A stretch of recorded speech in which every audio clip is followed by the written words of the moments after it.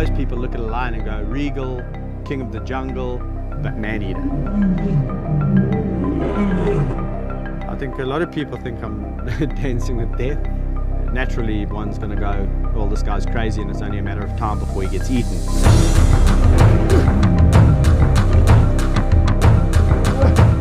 The instinct for an animal to kill, or a lion specifically, is always there. And when they get into that mode of kill, one bite and you're dead.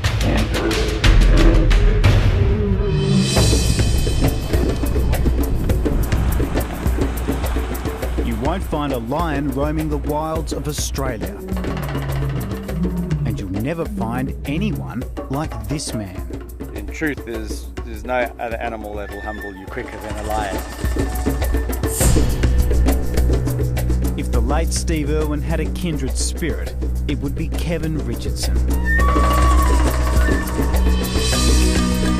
He shuns the company of people. Instead, his life centres on living with one of the most ferocious predators on the planet. You know, I might, piss one of them off one day and he might take my head off, but so be it.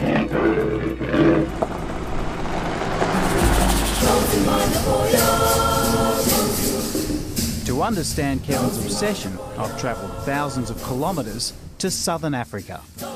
You get adventurers in the world, man, pioneers, explorers. Without them, without those people in the world would still be, such a small little place.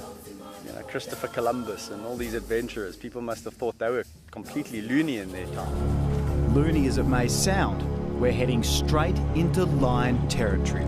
You get some of the prides are really grumpy and will eat you pretty quickly, but it's only a matter of time before one of them comes and investigates you, and the rest could be history. You don't get nervous? No. No, but I think if I was getting nervous, then, after this period of time, I think I should be sitting myself down and saying, well, what are you actually doing here? Kevin is preparing to walk freely among a pride of lions with no cage and no protection. You always got to observe who looks like they're grumpy, who looks like they're affable, before you just go in there guns blazing.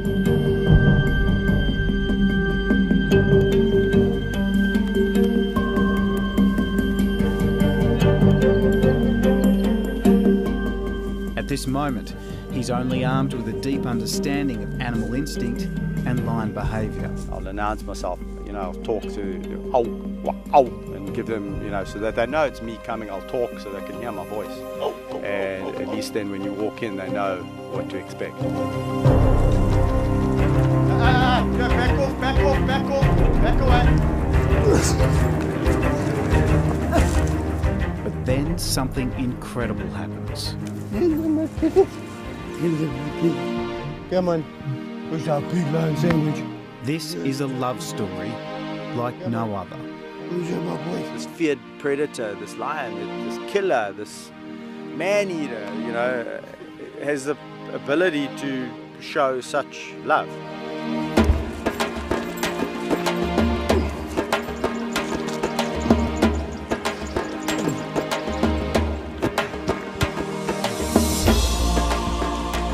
Far from being mindless man-eaters, Kevin believes the lions have a gentle side that few know about. Oh, so you come to say hello now, eh? What amazes me is they jump on me gently. They don't unsheath their claws, and when they bite me, it's gentle. But don't be fooled. These big cats are far from tame. So I'm filming from the safety of a cage, and as I found out, they don't take too kindly to strangers. Suji. Anyone else would run a million miles from these cats. When you walk up to them, what do you see? It's hard to explain what I see when I walk up to the lions, because to everyone else watching, their mind obviously flicks back to documentaries of lions jumping on the back of buffaloes' backs and taking down, wildebeest and zebra, all these big herbivores. So, I think people have got that in their head. But to me, these are just my friends. Let's go. Come on.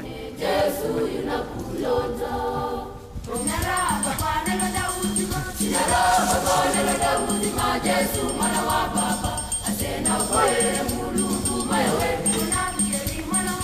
wish somebody would scratch my chin. Yeah, rub my back, scratch my chin. Gandy. This is a consequence of, or a result of, 12 and a half years of constant bonding and brotherhood. Kevin's first contact with lions was while volunteering at a South African wildlife park. There he met two cubs that captured his heart. And he won theirs. Hey, no, that greedy guts.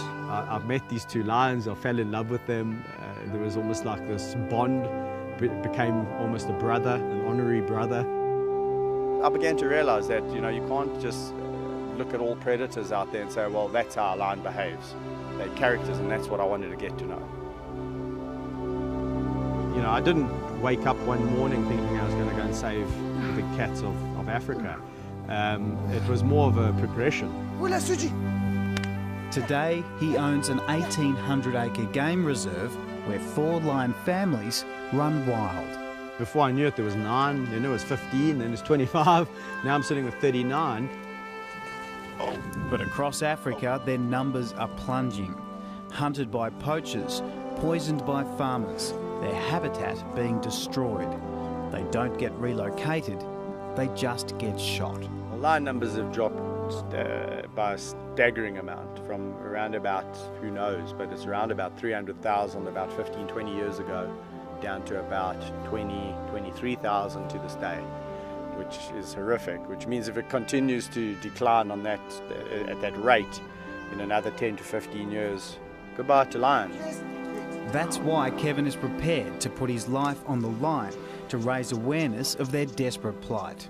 If they didn't know you, do you think they might eat you? The lions, for sure. What do you think they see you as? No, these lions definitely see me as more than just a human acting, or being an honorary pride member. But then on another occasion, you sit there and you realize that they do see you as something different, but they've just accepted you into their clique. So if anyone else had to come here and try and do this, it's, they're not really part of this group.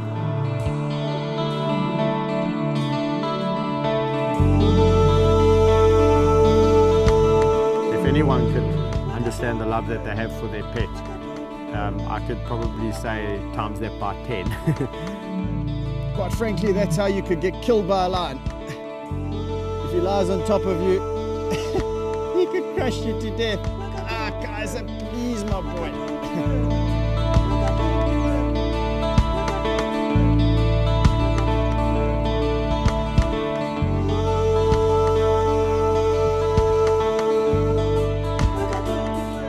I'll swim with the lions in the river, walk with them in the open areas amongst the game.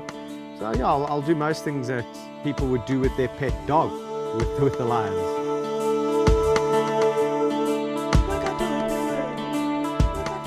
That even includes afternoon naps.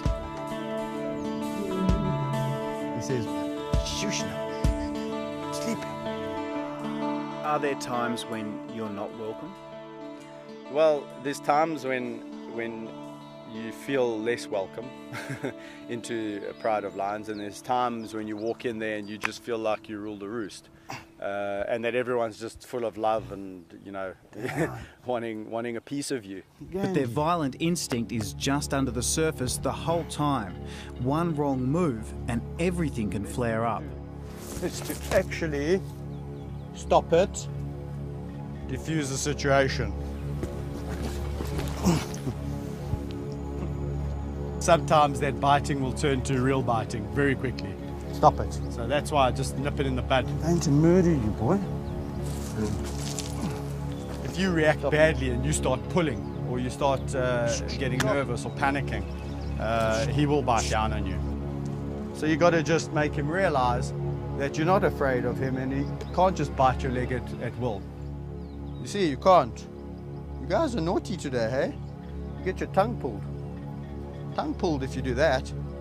Yeah, it's embarrassing. Have you been hurt? Yes, I get bitten, I get scratched, I get jumped on, my back gets put out, my shoulders. Fortunately, I've never been hospitalized by a lion. That scar there and there is really a lion of his size, actually Rafiki, that bit me accidentally.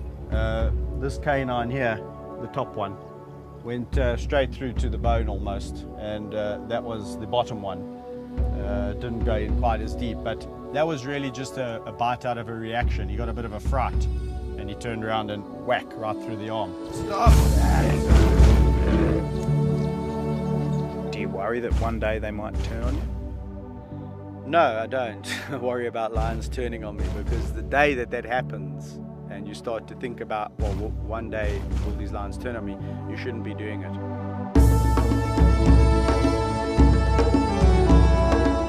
Don't have any regrets. I live a no regrets policy in my life. So I'll probably do it all the same again if I was brought back down to earth again, given a second chance. I like living life, not just existing life. So, you know, for me, I'm truly living when I'm with the lions.